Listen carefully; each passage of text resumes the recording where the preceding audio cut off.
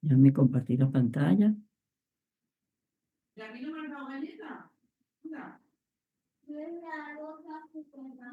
No me deja compartir. Ah, ya. Que está lenta esta máquina hoy.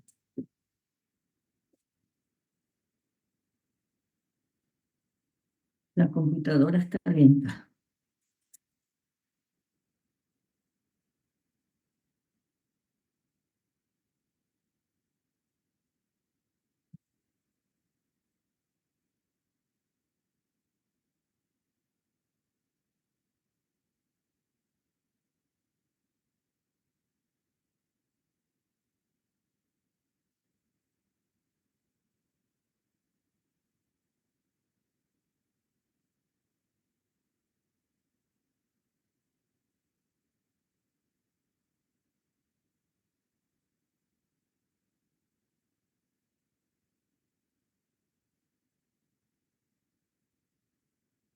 Ok.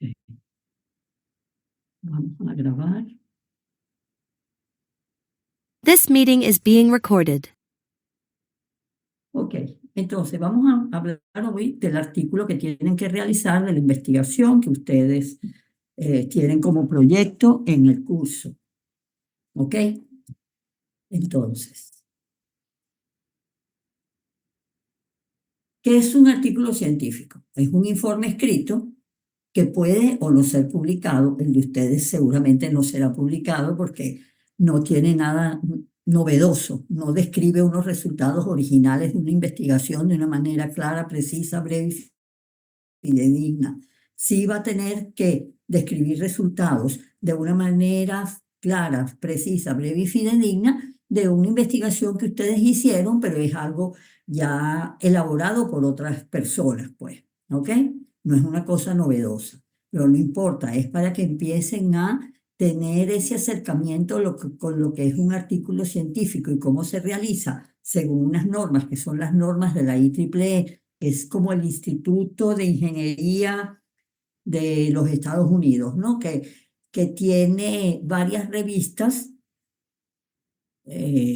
muchas revistas de diferentes temas de ingeniería, donde publicar ahí es lo máximo para un ingeniero, ¿ok? O para un investigador en general. La organización del artículo. El artículo debe tener un resumen con unas palabras claves o descriptores, una introducción, un marco teórico, una metodología, unos resultados, conclusiones y referencias bibliográficas. El resumen es muy importante porque es la primera sección que uno consigue del artículo y por eso es la primera impresión que se tendrá del trabajo.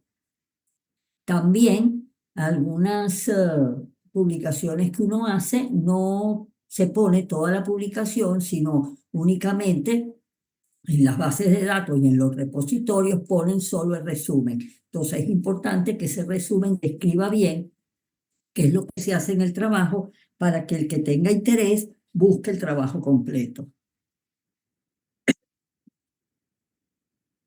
La estructura del resumen.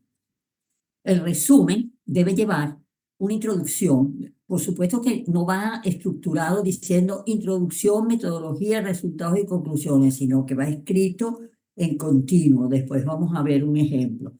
Pero en el resumen debe haber una introducción donde se plantea el problema, se plantea el objetivo y el alcance de la investigación y el estado del arte relacionado con el trabajo. Si uno va a hablar, por ejemplo, de restauración de imágenes, debería en dos líneas decir qué es lo que se hace para restaurar imágenes. La metodología se explica qué pasos se realizaron para obtener los resultados que se van a obtener. Los resultados incluyen los más relevantes del trabajo, por supuesto, no lleva ni gráficas, ni tablas, ni nada de eso. Simplemente decir, se logró, por ejemplo, restaurar la imagen que estaba contaminada con ruido blanco de una relación señal-ruido de tanto. ¿Ok? Y las conclusiones incorporan algunas conclusiones de los resultados de la investigación que más han aportado, ¿ok? Porque un trabajo de investigación puede llevar muchos resultados y muchas conclusiones de esos resultados, pero los artículos tienen una longitud máxima que es bastante corta, a menos que sea un artículo tutorial donde uno vaya a explicar una técnica completa. Al final del resumen se coloca una lista de palabras claves que también se llaman, como les decía antes, descriptores, ¿ok? Que la escogen, por supuesto, los autores, ¿ok? El resumen no debe exceder las 300 palabras, o sea, puede ser menor o igual de 300 palabras. Y al final del resumen se ponen esos descriptores que no deberían ser más de 5 descriptores.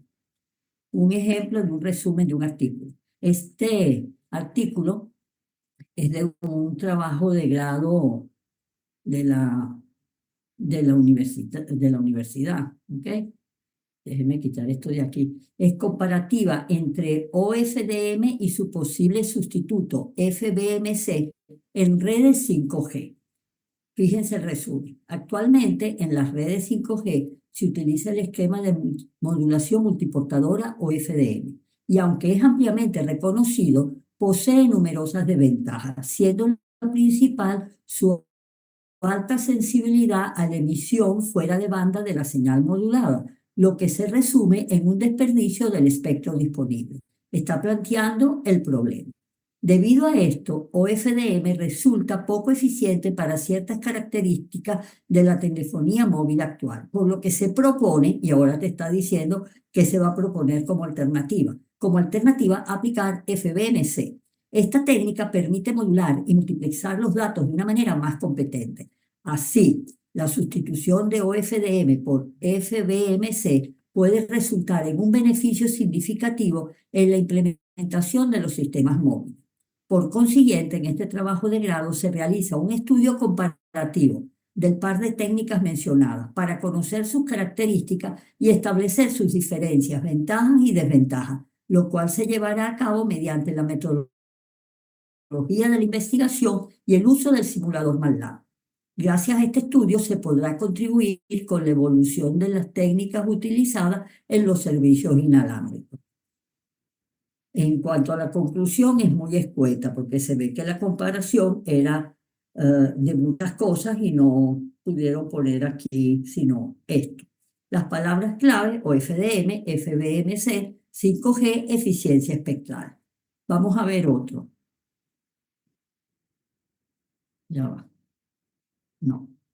Vamos a ver esto. Este es también de un trabajo de grado de la universidad, de nuestra escuela. Caracterización de señales cardíacas obtenidas mediante electrocardiograma para la detección y o análisis de enfermedades cardiovasculares. Este trabajo se enfoca en la interpretación de señales electrocardiográficas para diferenciar patrones entre personas sanas y enfermas. Se logra este objetivo mediante un software prototipo en Python que analiza electrocardiogramas obtenidos de portales médicos. El programa utiliza herramientas de la teoría del caos para estudiar las características caóticas de la señal SG. Además, se demuestra la eficacia de la transformada wavelet en la extracción de información relevante de las diferentes frecuencias presentes en las señales cardíacas.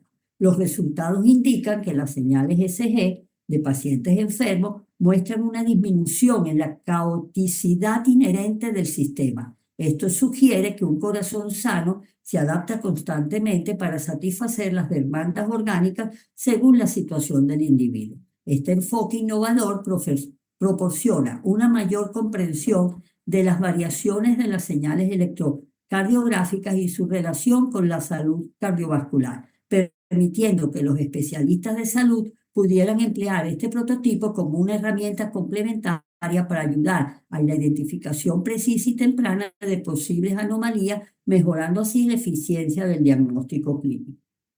Palabras claves: señal electrocardiográfica, teoría del caos, transformada wavelet y software prototipo y salud cardiovascular.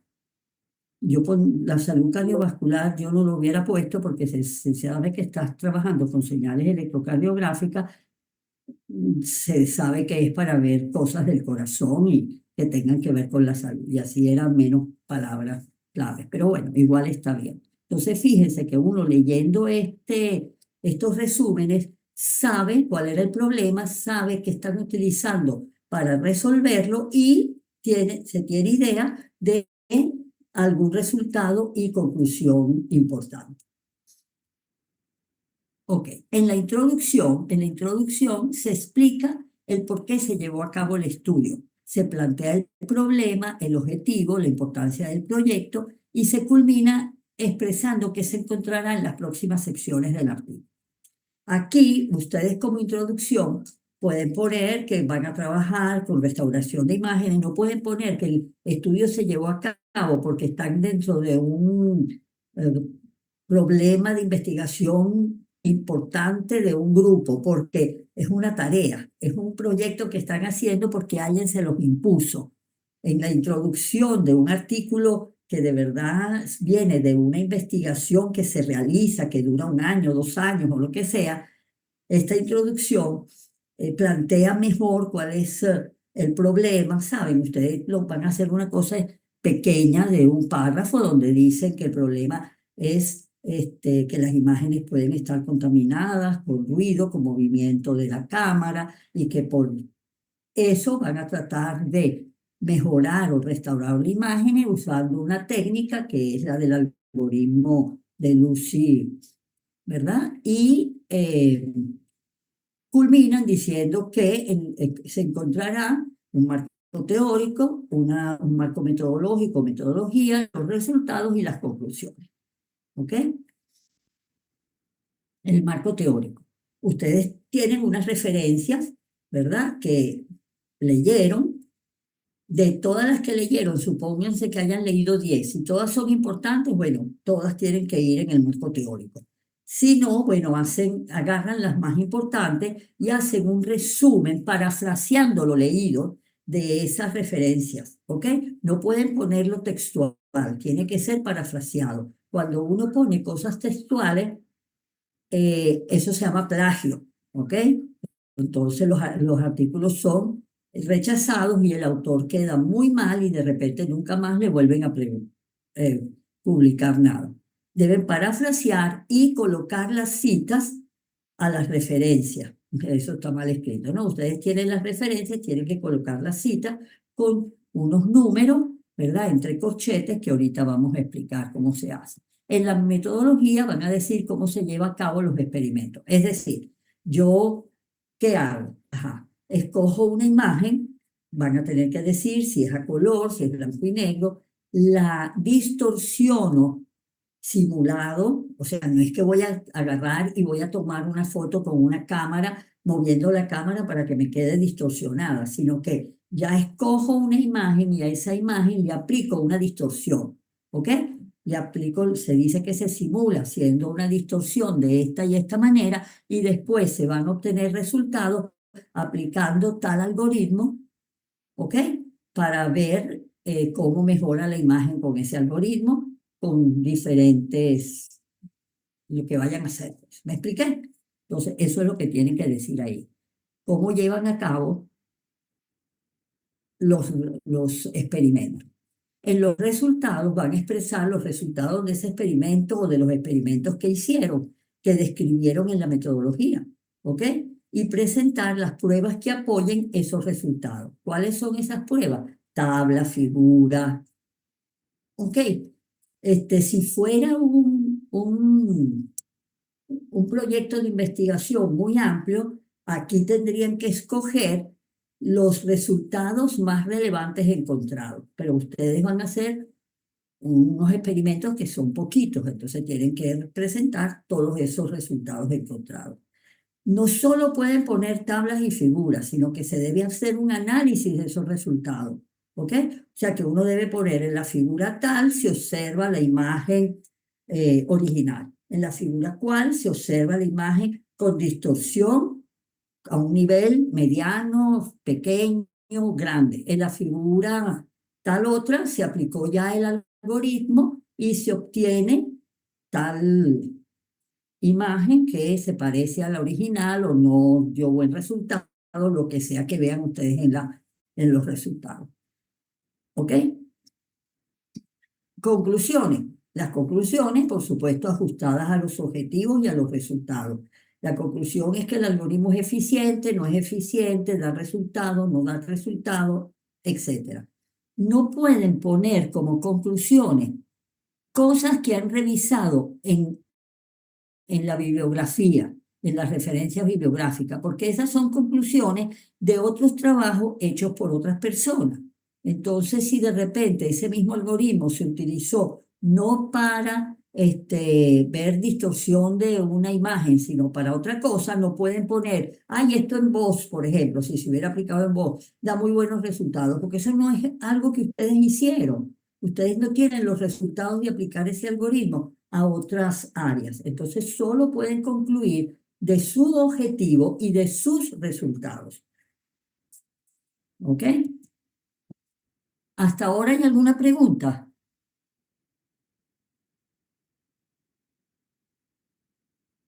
Bueno, entonces voy a continuar. En cuanto al formato del artículo, el artículo se escribe en dos columnas. El título del proyecto, allá va que hay un chat, hay alguien, sí, profe. Entonces dígame, a ver si quieres, abre tu micrófono y dime cuál es la pregunta. Miguel Goncalves.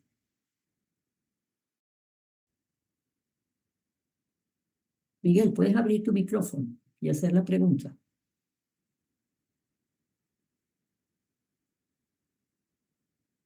No, profe, escribí yo que no tengo duda. Chat. Pero ahí dice sí, profe.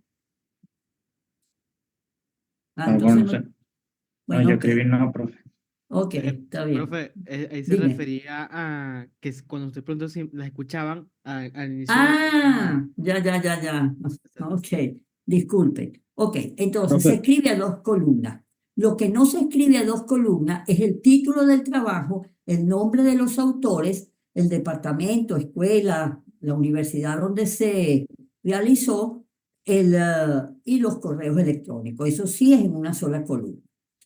El tipo de letra, los contenidos de las tablas, los títulos de las figuras, las referencias a objetos, es tamaño 8, siempre Time New Roman o similar. Direcciones de correo electrónico, tamaño 9. Subtítulos, tamaño 10. Nombre del autor, tamaño 11. Título del artículo, tamaño 24. O sea que el título va en tamaño 24 y las demás cosas aquí ven en esta tablita. No vamos a perder mucho tiempo en esto, sino que cuando ustedes lo vayan haciendo, van revisando. Este archivo PowerPoint va a estar se los voy a poner en un foro, en un foro de discusión, les voy a poner este archivo PowerPoint. Y la grabación les doy, también se las pongo también. ¿Ok? Esto es lo mismo. ¿Ok? Dicen lo que va en negrita, etc. Ok, el papel es tamaño carta, ¿ok? Los márgenes deben ser 19 milímetros el superior, 25,4 milímetros el inferior, el izquierdo del derecho 17,3 milímetros. Entonces en Word ustedes ajustan sus márgenes antes de empezar el artículo y ponen que es en doble columna y entre columnas, ¿verdad? El espacio tiene que ser 4,22 milímetros, ¿ok? Todos los párrafos deben tener intentado o tabulaciones en la primera línea y deben estar alineados de forma justificada y hacia la izquierda. O sea, deben estar justificados, ¿ok? Y solo tener tabulación en la primera línea del párrafo. Ok. Cada sección se puede dividir a lo máximo en 3 niveles o subsecciones, o sea que no puedo tener subtítulo, un subtítulo y un subtítulo. ¿Me explico?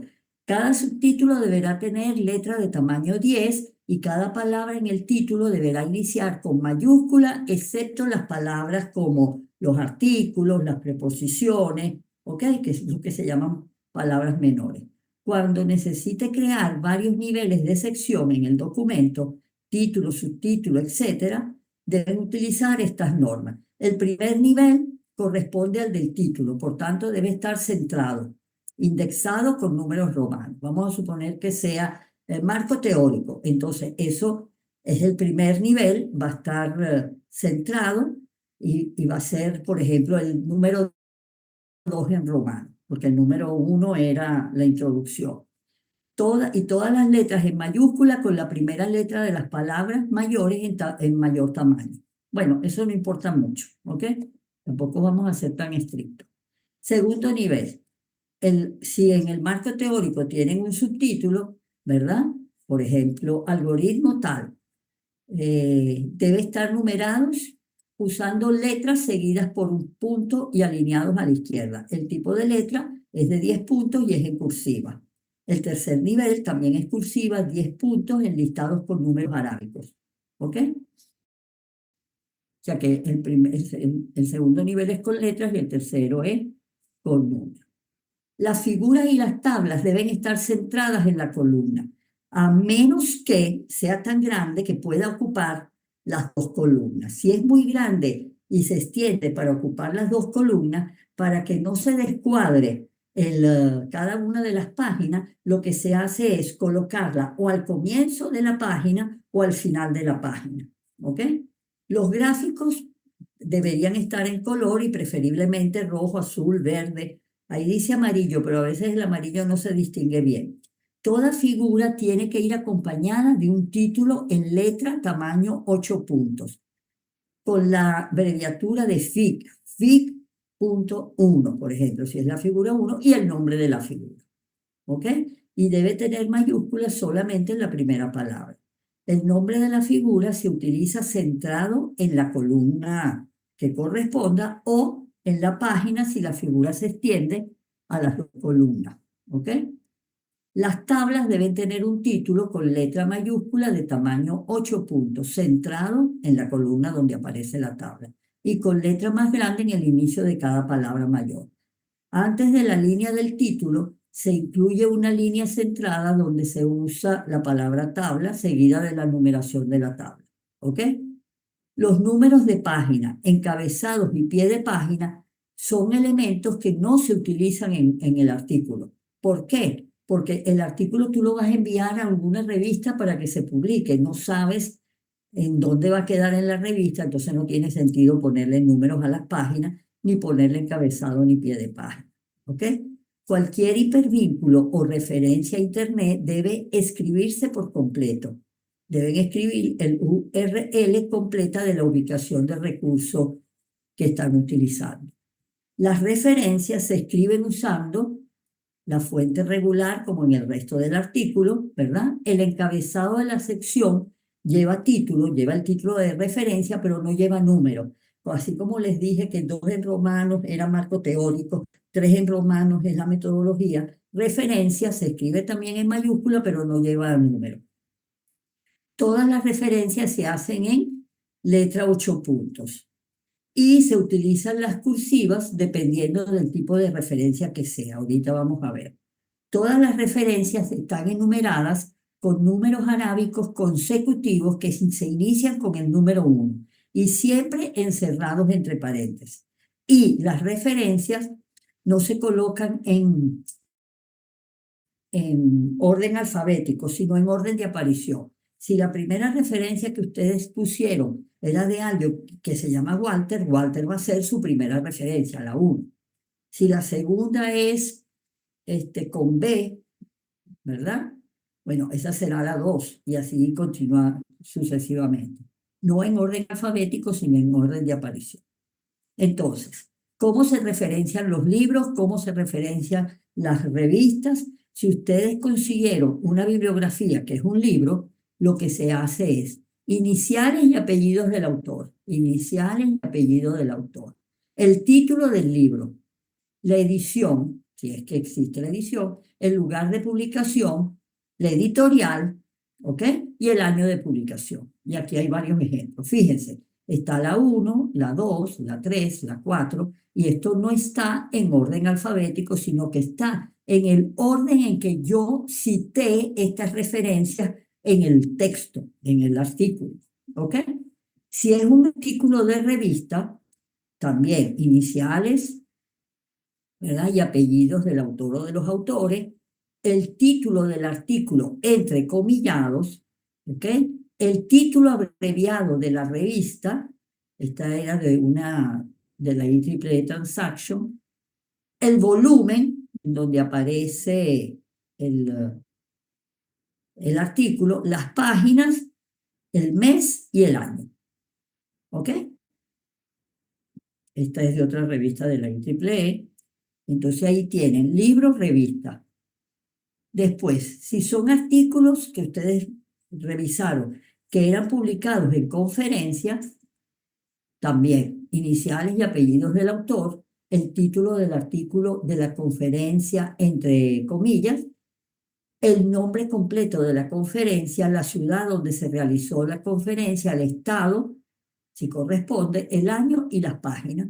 ¿Ok? Como está aquí. Si lo que revisaron fue una tesis de maestría o de doctoral o una tesis también de licenciatura, lo mismo, iniciales del nombre del autor, el apellido, el título de la tesis o proyecto, la clase de documento, es decir, si es una tesis doctoral, una tesis de maestría, ¿ok? La universidad donde se hizo, ¿verdad? O el departamento, la institución, la ciudad, el estado y el año, ¿ok? Creo que no hay más nada. Ah, sí, las de Internet. Si es de Internet y tiene autor y tiene título, pues se coloca las iniciales y apellido del autor, el título, de dónde lo sacaste, la URL tiene que ir. Si ponen online y ponen el HTTP, www y de dónde lo sacaron. ¿Ok? Bien. Las citas en el texto. El uso de referencias dentro del texto debe seguir las siguientes normas. Las referencias deben estar enumeradas en el orden en que aparecen en el documento. Una vez asignado un número o una referencia, esa referencia mantiene el número. Cada número de referencia debe estar entre corchetes. Y no es necesario ni mencionar al autor ni mencionar el año a menos que sea estrictamente necesario. Para citar más de una referencia en un mismo párrafo, se puede usar o poner entre corchetes, por ejemplo, si es la 1, la 3 y la 5, 1 entre corchetes, 3 entre corchetes, 5 entre corchetes. También allí se podría poner 1, 3, 5, todo entre corchetes, pero esto no está bien elegante. ¿Ok? Ejemplos de cómo colocar una cita, de cómo referir a una figura y cómo se colocan las ecuaciones en un artículo. Ok, por ejemplo, esto es sacado de el trabajo de donde saqué el resumen del OFDM, ¿ok? Entonces está hablando de la relación señal-ruido, es una relación que existe entre la potencia de la señal, y pone que lo sacó de una referencia que es la 1. Esto fue lo primero que se escribió, la primera referencia que él utilizó. Entonces esta es la cita que él pone. Esta cita se refiere a la referencia 1, ¿ok? Después plantea cuál es la ecuación. La ecuación no es una figura, no se pone figura 1 a una ecuación, no, porque eso lo hacen mucho, por eso se los digo, sino que se le asigna un número entre paréntesis. ¿Por qué se le asigna un número entre paréntesis? Ah, porque si tú estás diciendo que esto representa la relación señal-ruido, aquí le tienes que poner ecuación 1 o ver ecuación 1, ¿ok? Y entonces sabes cuál es la ecuación. No decir, ve la siguiente ecuación. No, es mejor numerarla para estar seguros a cuál te refieres. ¿Ok? Este es otro ejemplo. Al igual que en otras técnicas de tratamiento digital de voz, este es otro artículo sacado de otra parte, entonces pone la 2. El primer paso consiste en la digitalización de la señal analógica captada por un micrófono. Ok. Fíjense que aquí aparece la figura 1. Si yo pongo la figura 1 y en el texto no me refiero a la figura 1, esa figura 1 no me dice nada. Aquí te explica. La figura 1 resume mediante un ejemplo el proceso de conversión a muestras PCM. Así se hace un buen artículo. ¿Ok? Y figura 1, ejemplo de muestras PCM, está centrado y está debajo de la figura. ¿Ok? pero toda figura que aparezca en el artículo de alguna manera debe ser nombrada. Si no lo quieren nombrar así y quieren poner que dejarlo hasta aquí, ponen aquí ver figura 1, ¿ok? Pero hay que ponerlo en el texto. Este es otro ejemplo. La figura 3, ay, perdón. La figura 3 muestra un ejemplo de codificación delta adaptiva de una frase de voz mezclada a 16 kHz. La figura muestra la señal original, la codificada, el valor de paso de cuantificación delta y el error de reconstrucción. Diferencia entre la señal original y la señal reconstruida. Te está explicando lo que vas a ver en la figura. Si no ponen que esto es lo que se ve en la figura, uno puede pensar que es otra cosa. ¿Ok? Y después, por supuesto, ponen el nombre de la figura centrada. Esto se supone que es una sola columna del artículo. Ok. Esto es otro ejemplo de ecuaciones. ¿Ok? Entonces, fíjense, la ecuación diferencial tal, número 7. La ecuación exacta de R, sí, solo sí, número 8. ¿Por qué es importante poner esto? Una ecuación, en vez de volver a escribir la ecuación, y no voy a poner la ecuación anterior, porque sería la anterior a la anterior, ¿me explico? Entonces dice, supongamos que la ecuación 7 es exacta en R, esto significa, y ahí continúa y después dirá, se llega a la ecuación 8, ¿me explico?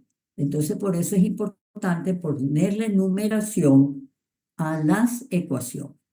Creo que no tengo más ejemplos y eso era todo lo que les quería mostrar. Vuelvo y repito, esto lo van a tener como archivo PowerPoint y también van a tener la grabación. Ahora, si tienen preguntas, estoy a su disposición. Profesora, yo tengo una pregunta. ¿Se Dígame. escucha? Sí, se escucha. Ok. Estaba ya desarrollando el código de MATLAB de nuestro equipo y Ajá, de lo que hemos investigado, el algoritmo de Lucy Richardson es para ajá. recuperar la imagen luego de que se haya borrado. Y en las De que se haya indicaciones borrado, no. de Que que se se haya haya borrado, no. emborronado, Que se de que se haya... haya Ajá, ok, claro. emborronado. Y ese es un algoritmo que se utiliza para restaurar la imagen. Usted menciona que hay que tomar en cuenta Sí. también el ruido en el canal. No, no, eso fue no, eso fue un ejemplo. Yo les puse que le pusieran ruido a la imagen, no recuerdo ahora. Sí, En el en una de proyecto las dice que le primeras. agreguen ruido. Sí, Ajá, tiene- pero no, lo vas a simular. Lo vas a simular poniéndole ruido, por ejemplo, gaussiano. ¿Me explico? sí, pero Es una entonces simulación. Ujú, claro, claro, ujú, el ruido se lo ponemos ujú. antes o después del emborronamiento, porque si se coloca después, el algoritmo Lucy Richardson amplifica el ruido por sus características. Entonces, o sea, me Bueno, está, esas son, sí, sí, eso te iba a decir. Eso es lo que quiero que vean, que de repente, si tú agarras la imagen y le pones solo la distorsión por movimiento, el algoritmo va a funcionar perfecto. Pero si tiene ruido, el algoritmo ya no funciona tan bien. ¿Me explico? ok, ok, claro, es parte del Ujú. experimento. Es parte del experimento. Entonces, si quieres, ponlo antes, ponlo después, y eso vas a tener unas conclusiones Claro, adecuadas a eso que estás haciendo. ¿Ok? más completas. Claro, eso es lo que es suponiendo que tú eso no lo supieras. Si tú vas a utilizar ese algoritmo porque tú lo generaste y no sabes que cuando hay ruido funciona mal, ¿verdad? Lo vas a descubrir. ¿Me explico? Claro, Lo que pasa es que tú ya lo sabes porque ya leíste en la bibliografía que eso no funciona bien cuando hay ruido, pero haz como si no lo supieras. Por eso les ok, puse a hacer esos experimentos. ok. Y en tal caso bueno, serían tres programas diferentes, uno para simular sin ruido, uno para simular el ruido antes de la distorsión y uno para No, después de la distorsión. es un solo programa. Lo que tú estás haciendo es que estás generando la imagen de tres formas diferentes. Tienes Ok, la imagen original, Entonces, en la metodología tú dices que tienes una imagen original y que van a simular que esa imagen se contamina con ruido y que después se le aplica la distorsión por movimiento de cámara. Y la otra imagen que van a procesar es una imagen donde no hay ruido y solo hay distorsión por movimiento de cámara. ¿Me expliqué? Pero es Sí, el mismo algoritmo. Esas claro, son dos imágenes que tú vas a tener guardadas sobre las cuales vas a aplicar el algoritmo. No es un algoritmo diferente. Lo que es diferente es cómo generaste tu señal, en este caso tu imagen, a la cual vas a manipular. correcto. Entonces, claro, sería todo en el mismo programa, pero considerando diferentes casos. Sí, bueno, tú lo puedes hacer como tú quieras, pero no tiene sentido, ¿verdad? Agarrar y hacer 3 programas diferentes para cada cosa, sino que lo haces en uno mismo y cuando con MATLAB pones figuras para que las figuras no te queden únicas una sobre otra. Claro, ok. Muchas gracias, profe. Ujú. Siempre a tu orden. Y después, bueno, colocan las imágenes que obtuvieron con el mismo algoritmo para los diferentes casos. ¿Alguna otra pregunta? Sí, profe.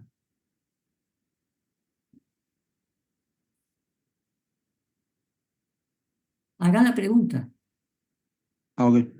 Aló, profe. Sí, respecto a las conclusiones, ¿debemos hacer una conclusión por cada objetivo que planteemos? ¿O puede ser tipo solo conclusiones en general o tienen que ser a juro una por objetivo? Tú desees. Si tú, en el caso que dijo tu compañera Sara, ella podría poner 2 conclusiones. Una conclusión que dice la funciona bien, restaurar imágenes eh, que no tienen ruido. Y la otra conclusión es el algoritmo no funciona bien cuando hay ruido, o ponerle bolas, como tú quieras. O sea, una sola conclusión donde esté todo el texto de lo que vayas a Ok, decir, pues. ok, Son varias está bien. conclusiones, pero están en un solo párrafo. En la mayoría de los artículos se ponen en un solo párrafo. Eso es para ahorrar páginas, porque las páginas en los artículos cuestan, porque las revistas cuestan. Bueno, ahora ya no. Estoy diciendo una tontería, porque ahora casi todo el material es digital. Pero antes, cuando la revista existía física, ¿verdad? El costo de las revistas era mucho más costoso, pues. Ok, está bien. Gracias, profe. ¿Alguna otra pregunta? Les aconsejo que busquen un artículo y se lo lean por lo menos para ver cómo está formateado, aunque